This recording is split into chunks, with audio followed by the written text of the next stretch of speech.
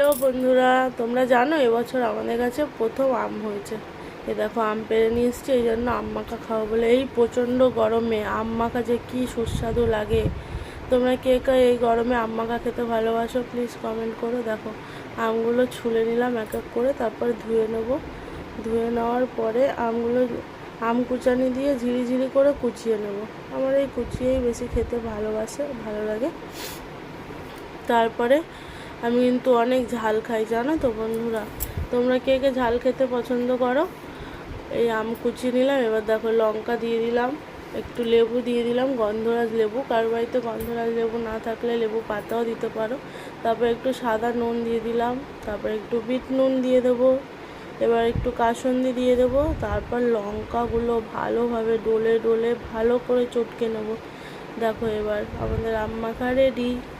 তোমরা খেয়ে please comment করে বলো